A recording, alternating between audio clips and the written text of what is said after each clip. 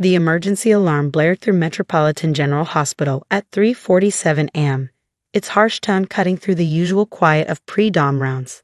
I was checking on Mrs. Rodriguez in room 412 when it started.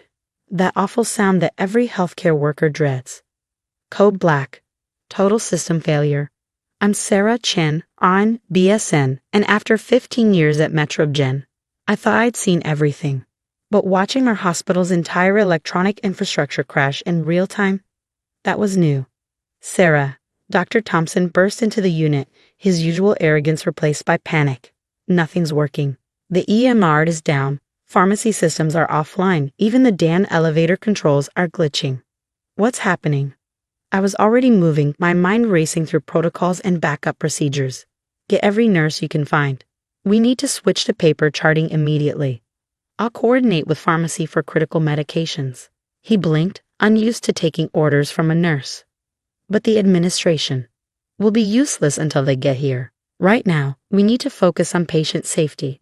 I'd spent years building relationships throughout the hospital, from the janitors to the pharmacy techs, from the cafeteria workers to the security guards. While the doctors and administrators played politics in their meetings, I learned how the hospital really worked. For the next 2 hours, I coordinated a hospital-wide response. Nurses pulled out emergency paper charts we kept just in case. Pharmacy staff manually verified and delivered medications. Security teams monitored doors and access points that usually relied on electronic locks. By sunrise, we had stabilized the immediate crisis. Patients were safe, medications were flowing, and basic operations continued. That's when the suits started arriving. Metropolitan General wasn't just any hospital. It was the flagship facility of the prestigious Chen Medical Group, no relation to me, unfortunately. Founded by the legendary Dr. James Chen 50 years ago, it had grown into a healthcare empire spanning 3 states. The current CEO, Marcus Chen Jr., swept into the emergency command center at 7 a.m. sharp, flanked by board members and administrators. I was reviewing handwritten patient reports when they arrived. How did this happen? Marcus demanded, his tailored suit out of place among the exhausted healthcare workers. Where's Dr. Harrison? Dr. Thompson. Both dealing with critical patients, I replied, not looking up from my charts. The backup generators are stable, but all clinical systems remain down. We've implemented emergency protocols. And who are you to make such decisions? Board Chairman Wilson interrupted, peering at my ID badge. A nurse? I met his gaze steadily. Senior charge nurse, emergency response coordinator, and the person who's kept this hospital running for the past 3 hours. Yes, well, he dismissed with a wave. Thank you for your basic assistance, but this is a matter for hospital leadership now. Please return to your regular duties. Regular duties. As if managing a crisis affecting hundreds of patients was somehow beneath their notice because I didn't have MD or MBA after my name. The A-team reports it's a ransomware attack, the chief technology officer announced. They've encrypted all our systems. They're demanding $10 million in cryptocurrency within 48 hours, or they'll delete everything. The room erupted in chaos. Board members shouted about insurance policies and legal liability. Administrators argued about emergency procedures and press responses. I stood quietly, thinking about the project I'd been developing in my spare time. A revolutionary backup system designed specifically for healthcare emergencies. I tried presenting it to administration 3 times over the past year. Each time, I was politely but firmly dismissed. This is what happens when we rely too heavily on technology, Dr. Thompson declared, finally joining the meeting. We need to focus on medical solutions, not computer problems. Actually, I started. I have a potential. Please. Chairman Wilson cut me off with a condescending smile. This is hardly the time for nursing suggestions. We need real solutions from qualified experts. I looked around the room at these qualified experts, administrators who'd never worked a night shift, doctors who couldn't find the backup generators, board members who didn't know the first thing about our actual emergency protocols. Of course, I said quietly, gathering my papers. I'll leave you to it. As I walked out, I heard Marcus Chen Jr. say, get me every technology consultant in the city. Money is no object. They had no idea that the solution they needed was walking out the door. No idea that I'd spent the past 3 years developing and testing a comprehensive healthcare backup system. One that could not only restore our current systems, but protect against future attacks. No idea that while they were focused on their millions and their reputations, I've been focused on what really mattered: patient safety. I went back to my unit, where the real work continued. Nurses exchanged knowing looks as updates filtered down from the command center. More consultants arrived, each with their own expensive proposals. Hours ticked by with no progress. By evening, the situation was deteriorating. Without access to medical records, medication histories, or imaging systems, patient care was becoming dangerous. The emergency department had to divert critical cases to other hospitals. The press was camping outside, sensing a story about one of the country's most prestigious hospitals brought to its knees. My phone buzzed. A message from Dr. Sarah Chen, my old roommate from nursing school who now worked at the CDC. Heard about Metrogen, how bad? I gave her a quick update, then added, remember that backup system I told you about? The one those idiots rejected? Yeah, would it help? It would solve everything. But they won't listen to just a nurse. Her response came quickly. Then maybe it's time they learned what nurses can really do. She was right. I'd spent my career being underestimated, watching administrators make decisions without understanding the frontline reality of healthcare. Maybe this crisis was an opportunity. I went to my locker and pulled out a worn leather notebook, Dad's last gift before he died.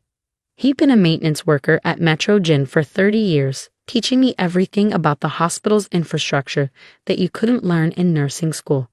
Sometimes, he'd said, you have to let people fail before they'll accept help.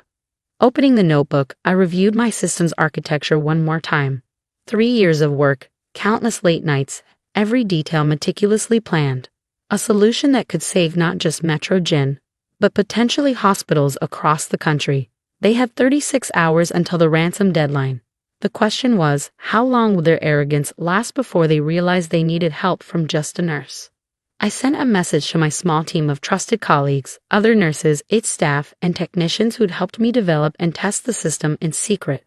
Be ready. When they finally ask for help, we'll have to move fast. Then I settled in for a long night of patient care, knowing that sometimes the best revenge isn't about getting even. It's about being right. By dawn, Metropolitan General was in chaos. The expensive consultants had failed. Each attempted fix only made things worse, and the ransomware's deadline loomed closer with every passing hour. I watched from my unit as another team of suited experts rushed past, their polished shoes clicking against floors they'd never walked during a night shift. Through the window, I could see news vans gathering like vultures. Sarah, Jenny, one of our best ICU nurses, appeared at my side. They're calling an emergency board meeting. All department heads. Let me guess. Nurses aren't invited. She smiled grimly. Actually, they are. They're desperate enough to try anything now. The main conference room was packed when I arrived. Board members sat around the massive oak table, while department heads lined the walls. The tension was thick enough to cut with a scalpel. Marcus Chen Jr. looked like he hadn't slept. Our latest consultants estimate 5 days minimum to rebuild the systems, he announced.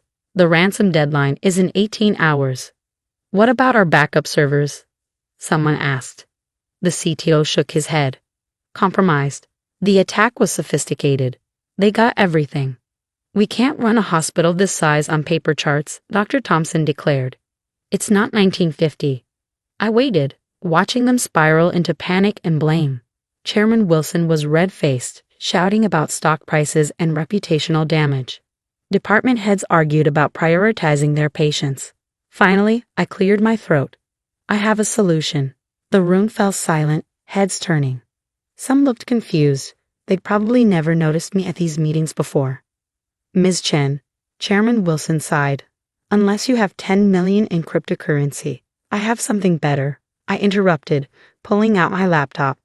A comprehensive backup system designed specifically for healthcare emergencies. One that can restore our operations and prevent future attacks.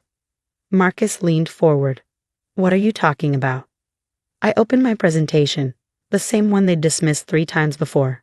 For the past 3 years, I've been developing a secure, distributed system that maintains real-time copies of all critical healthcare data.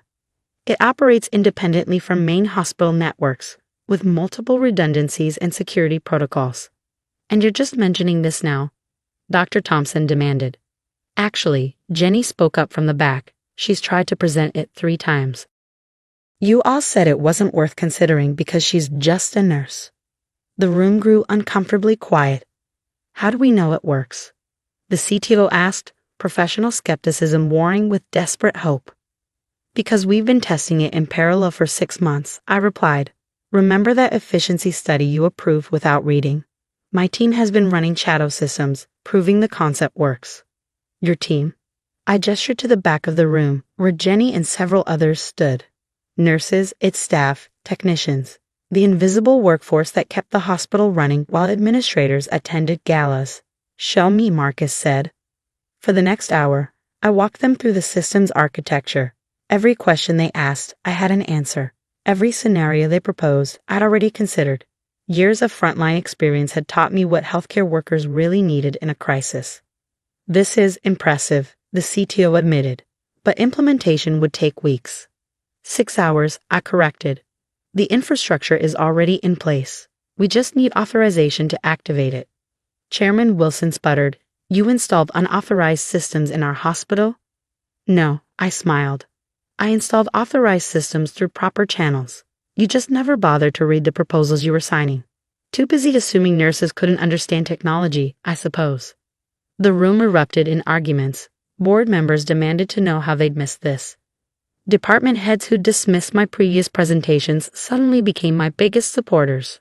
Marcus raised his hand for silence. How much? For what? To buy your system. Name your price. I thought about Dad, about all the nights he taught me about the hospital's infrastructure while cleaning floors the administrators never saw. About all the nurses who'd helped me test and refine the system while being told they were just support staff. I'm not selling, I said clearly, but I'll license it to the hospital under 2 conditions. They waited. First, the license fees go to establishing a frontline innovation fund, supporting ideas from nurses, technicians, and other staff who actually understand how hospitals work. Marcus nodded slowly. And second, I want a seat on the board, not as a token nurse, but as Chief Innovation Officer with real authority to implement changes. Absolutely not, Chairman Wilson began, but Marcus cut him off. Done. Marcus, you can't. We have 16 hours until we lose everything, Marcus snapped. Our choice is between pride and survival. I choose survival. The next 6 hours were intense. My team worked seamlessly, implementing protocols we'd rehearsed for months. While the consultants watched in amazement, nurses and technicians executed a hospital-wide system restoration. By midnight, Metropolitan General was back online. Patient records secured. Medical systems operational. The ransomware isolated and neutralized. The press called it a miracle. Prestigious hospital defeats cyber attack. The headlines read. They interviewed Marcus about the hospital's innovative leadership, while Chairman Wilson smiled stiffly beside him. Only those of us who'd worked that crisis knew the truth, that the solution had come from the people they'd underestimated all along. 1 week later, I sat in my first board meeting. No more standing against the wall. No more being dismissed or interrupted. We need to discuss implementing Ms. Chen's system across all our hospitals, Marcus began. Sarah, I corrected. And yes, we do. But first, we need to talk about changing the culture that made it necessary for nurses to develop solutions in secret. Looking around that massive oak table, I saw the shift in their expressions. Respect, finally, from people who'd never bothered to learn my name before the crisis. Chairman Wilson retired 2 months later, citing personal reasons. His replacement? Dr. Sarah Chen, my old roommate who'd helped me develop the system's initial concept during late-night study sessions. The Frontline Innovation Fund has already approved 12 projects, from improved patient monitoring systems to streamlined medication protocols, all developed by the people who actually do the work. Yesterday, a new nursing graduate asked me how I managed to break through the hospital hierarchy. I didn't break through it, I told her. I proved it was broken to begin with. Dad's old notebook sits on my desk now, next to my board member nameplate. Inside, I've added my own notes, not just about hospital infrastructure, but about the power of being underestimated. Sometimes the best revenge isn't about proving others wrong. It's about proving yourself right and then using that victory to open doors for others. The emergency alarm still blares occasionally. That's the nature of healthcare. But now, when crisis hits, everyone knows that solutions can come from anywhere, even from just a nurse. After all, in healthcare as in life, the real experts aren't always the ones with the fanciest titles. Sometimes they're the ones who've been there all along, quietly keeping the system running while others claim the credit. And sometimes it takes a crisis to make everyone else finally